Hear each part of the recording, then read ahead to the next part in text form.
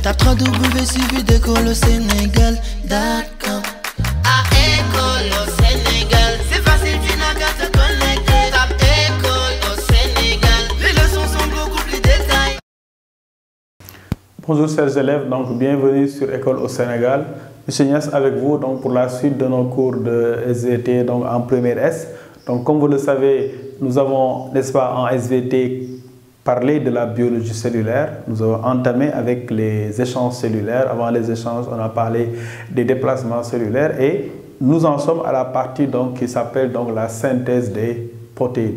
Et dans cette partie donc, qui est intitulée la synthèse des protéines, nous avons vu donc, les grandes lignes depuis donc, les deux acides nucléiques que sont l'ADN, acide désoxyribonucléique, et l'ARN, acide ribonucléique, les trois types d'ARN, l'ARN transfert, l'ARN ribosomal et bien sûr l'ARN messager.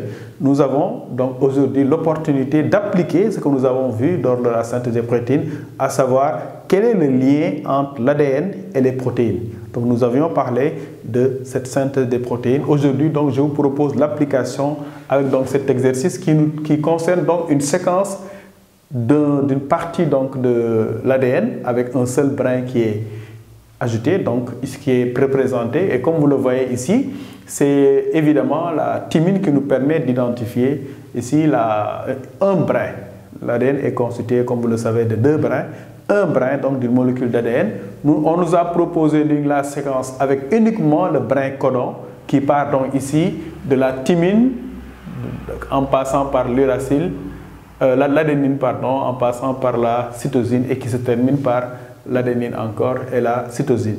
La première question qui nous est proposée, c'est de donner la séquence des acides aminés à partir de ce brin. Donc comme vous le savez, la première chose à faire, c'est d'abord d'obtenir l'ARN messager et c'est à partir de l'ARN messager qu'on aura les codons différents qui vont nous permettre d'avoir donc une séquence pour ce brin. Donc ici, si nous venons à la séquence que j'ai représentée ici, donc à la droite, donc nous pouvons voir donc qu'il y a ici donc la séquence du brin codon. Donc puisqu'on nous demande la séquence de cet aminé, ça c'est l'ADN, nous devons d'abord obtenir l'ARN messager.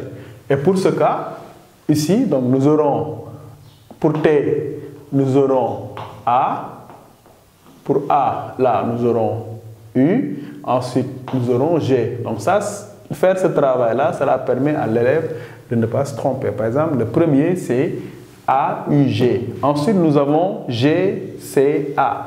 GCA, ça va donner C, U et G, n'est-ce pas?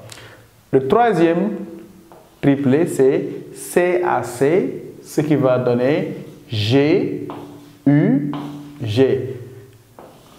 Le triplet suivant, ça va donner CTC, c'est ce qu'on a au départ. Ça va donner donc G, A et G. Triplet suivant, ici, ça sera A, G et G. On continue avec la même méthode en tenant compte, n'est-ce pas, de la complémentarité adénine-thymine. Thymine étant remplacée au niveau de l'ARN messager par ce qu'on appelle l'uracile, comme vous le savez. Donc, le dernier triplet ici, enfin l'avant-dernier ici, c'est A, C, G. Donc, ce sera U, G, C. Et enfin, le dernier triplet, c'est GAC.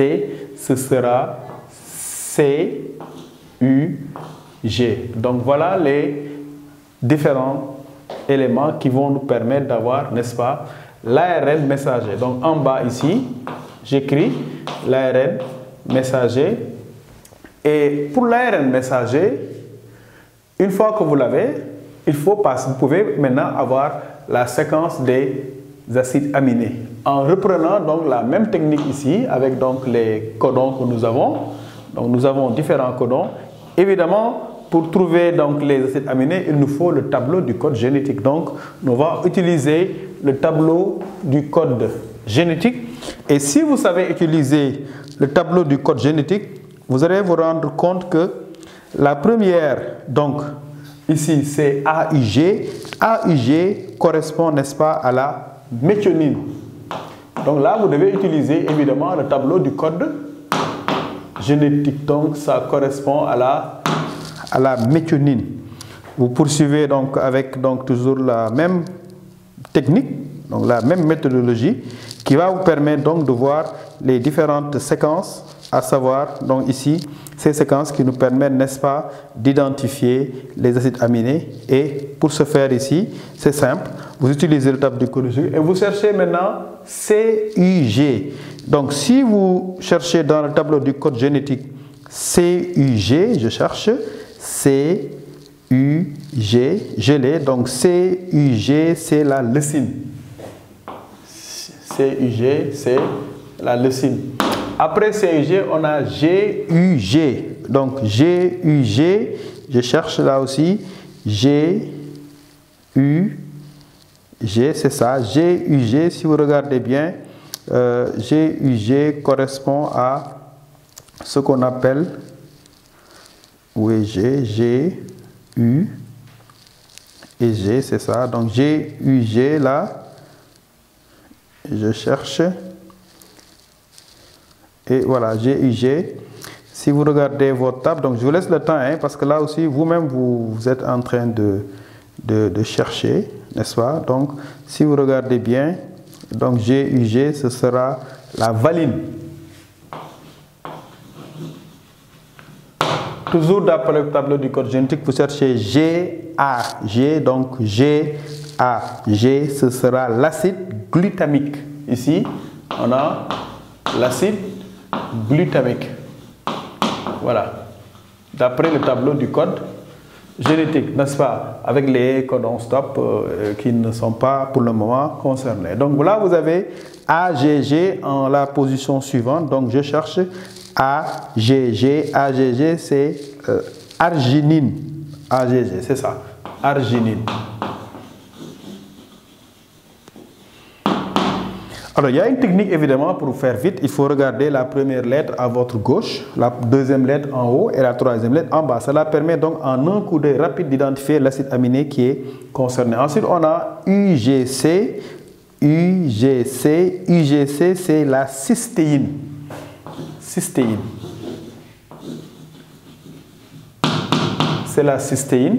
Après, on a C. Le dernier acide aminé concerné, comme vous le voyez ici, c'est CUG. Donc, CUG, eh bien, CUG, c'est la leucine. Vous voyez, d'après toujours le tableau du code génétique. Donc, comme nous pouvons le voir ici, on a, à partir donc, de la séquence d'ADN, les acides aminés correspondants, après être passés évidemment par cette étape donc, que nous appellerons tout à l'heure avec la deuxième question, parce qu'on nous demande pour la deuxième question, donc ça c'est pour la première question. Voilà, on a donc la séquence d'ADN. À partir de la séquence d'ADN, on a le brin informatif ou brin codon. Du brin codon, on ne nous demande pas l'ARN messager, mais ça c'est à l'élève de déterminer. L'élève doit savoir que pour passer du brin codon à la séquence d'acides aminés, nous devons d'abord avoir ce qu'on appelle l'ARN messager. Donc nous devons passer par cette étape. D'ailleurs, si vous regardez la logique, la question suivante nous demande comment appelle-t-on le mécanisme qui permet de passer de l'ADN à l'ARN. Ce mécanisme-là, ça s'appelle la transcription. Donc pour la deuxième question, c'est la transcription, à ne pas confondre avec la réplication, qui est un synonyme de duplication. Donc, c'est la transcription qui permet de passer de l'ADN à l'ARN. Ensuite, c'est la traduction. Après la transcription, nous avons ce qu'on appelle la traduction. La deuxième question nous demande toujours quel est le lieu où se déroule ce qu'on appelle donc la transcription. Donc il faut savoir que la transcription, donc, qui est le passage de l'ADN à l'ARN, donc grâce à ce qu'on appelle l'ARN polymérase, eh bien, la transcription se déroule dans le noyau. Donc c'est une étape qui est nucléaire parce que l'ADN se trouve dans le noyau et l'ADN ne sort pas du noyau, n'est-ce pas? Ensuite, la traduction, elle, nous avons donc l'ARN messager obtenu grâce à la transcription qui, comme vous le savez, va transiter, sortir du noyau, en passant par les pores nucléaires et se retrouver dans le cytoplasme, précisément au niveau donc, de l'ergastoplasme où il y a le reticulum endoplasmique granuleux. Donc, ça veut dire que si la transcription est une étape nucléaire, la traduction est une étape cytoplasmique. Voilà pour les deux premières questions. Nous allons passer à la troisième et à la quatrième question. Donc, la troisième question demande le résultat d'une substitution. Donc, le résultat d'une substitution sur ce brin du nucléotide 4 par l'adénine. Donc, si nous regardons ici, en haut là c'est le premier nucléotide, le deuxième, le troisième et le quatrième. Comme vous le voyez, le quatrième, c'est de la guanine. Okay? Donc, on nous demande qu'est-ce qui se passerait si la guanine est remplacée par l'adénine. Donc, si nous revenons ici, au niveau de notre séquence, donc là, comme vous le voyez, voici la position donc de la guanine. Donc, la substitution, je rappelle, c'est un cas de remplacement d'un nucléotide par un autre. Donc, ici, nous avons la guanine. L'exercice nous propose d'enlever la guanine, comme ça. Donc, on enlève la guanine. Et à la place de la guanine, on met ce qu'on appelle l'adénine. Donc, si nous regardons bien, il y aura un changement au niveau du deuxième codon. Le premier codon n'est pas affecté, le troisième codon n'est pas affecté. Donc, on avait ici G, A, C. Maintenant, nous avons A, A, C. Donc, comme la modification a lieu sur l'ADN, l'élève doit également suivre la conséquence sur l'ARN.